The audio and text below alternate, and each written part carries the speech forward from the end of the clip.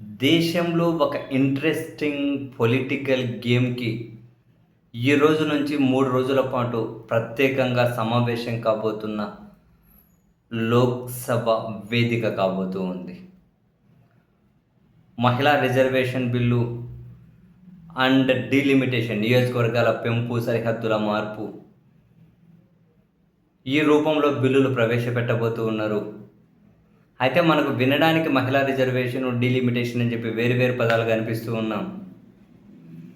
ఇక్కడ కేంద్ర ప్రభుత్వం బీజేపీ చాలా కన్వీనియంట్‌గా వీటన్నింటిని లింక్ చేసి ప్రవేశపెట్టబోతూ ఉన్నారు. వాస్తవానికి మహిళా రిజర్వేషన్ బిల్లు 2023లోనే ఆమోదం పొందింది.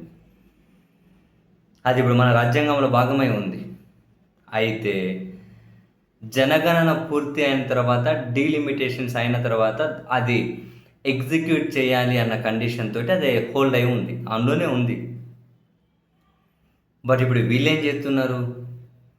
2011 జనాభా లెక్కల ప్రకారం డీలిమిటేషన్ చేసి, దానికి మహిళా రిజర్వేషన్‌ను జత చేసి, అన్నింటినీ ఒక కలబూర కంపలాగా చేసేసి ఆమోదింపజేసుకొని 2029లో ఎన్నికలకు వెళ్ళాలి, మహిళా రిజర్వేషన్ అమలు చేయాలి అని చెప్పి ఇక్కడ బీజేపీ చాలా పొలిటికల్ గేమ్ ఆడుతూ ఉంది. కారణం ఏంటి? ఇప్పుడు ఈ 2011 జనాభాకు లింక్ చేసి దాని మహిళా రిజర్వేషన్ బిల్లును ఇవి మొత్తం ఎపిసోడ్కి అటాచ్ చేయడం ద్వారా ఇప్పుడు నియోజకవర్గాల పెంపు, సరిహద్దులు నిర్ణయించడం అన్నది వాళ్ళకి ఎక్కువ ఓటు బ్యాంకు ఉండే విధంగా, వాళ్ళకి ఎక్కువ ప్రయోజనం కలిగే విధంగా బీజేపీ ఖచ్చితంగా ఒక గేమ్ ఆడబోతూ ఉంది.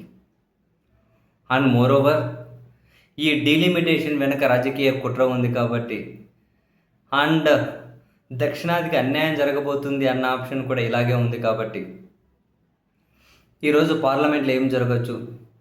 న్యాయశాఖ మంత్రి అర్జున్ మేఘవాల్ ఆయన బిల్లు ప్రవేశపెడతారు. డెఫినెట్లీ నరేంద్ర మోదీ గారు మహిళల ఉద్ధరణ మీద బ్రహ్మాండమైన స్పీచ్ ఇస్తారు. విపక్షాలు మహిళా రిజర్వేషన్కి మద్దతు ఇస్తారు, బట్ డీలిమిటేషన్ వ్యతిరేకిస్తారు. 2011 సెన్సస్ ప్రకారం కుదరదు, కొత్త జనగణన ప్రకారం జరగాలి అని చెప్పి, అండ్ దక్షిణాదికి న్యాయం చేయాలి. ఇప్పుడు జరుగుతున్న దాని ప్రకారం దక్షిణాదికి అన్యాయం జరుగుతుంది, అది మరిన్ని అసమానతలకు కారణమవుతుంది అని విపక్షాలు మహిళా రిజర్వేషన్కి మద్దతు ఇస్తాయి, డీలిమిటేషన్ వ్యతిరేకిస్తాయి. సో ఆ బిల్లులు పాస్ అయ్యే అవకాశం దాదాపు ఉండకపోవచ్చు. కారణం రాజ్యాంగ సవరణ కాబట్టి 3/2 కావాలి కాబట్టి 360 మందికి పైగా ఎంపీలు మద్దతు ఇవ్వాలి. ఎన్డీఏకి 293 ఉన్నారు. ఇంకా వైసీపీ లాంటి చిన్న కొన్ని పార్టీలు వీళ్ళు ఎట్లా చేస్తారో తెలియదు. సో ఇది ఈరోజు, రేపు, ఎల్లుండి చర్చ జరిగినా కూడా ఆమోదం పొందుతుంది అని చెప్పలేము. బట్ ఇక్కడ బీజేపీ పూర్తి పొలిటికల్ గేమ్ ఆడుతూ ఉన్నారు.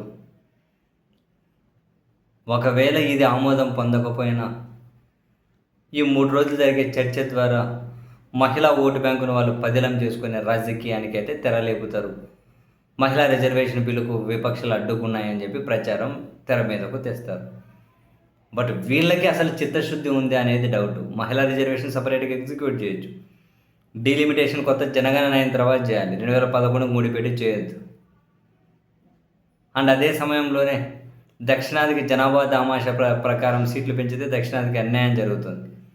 ఇటువంటి ప్రాబ్లమ్స్ సార్ట్అవుట్ చేయకుండా డీలిమిటేషన్కి మహిళా బిల్లుకి లింకు పెట్టి అన్నిటిని ఆమోదింపజేసుకోవాలని చెప్పి ప్రయత్నం చేసి దీన్ని అడ్డుకున్న విపక్షాలను కేవలం మహిళా రిజర్వేషన్కి మాత్రం వ్యతిరేకంగా చిత్రీకరించే ఈ రాజకీయానికి మంచి వేదిక అయితే బీజేపీ సిద్ధం చేసి పెట్టుకుంది.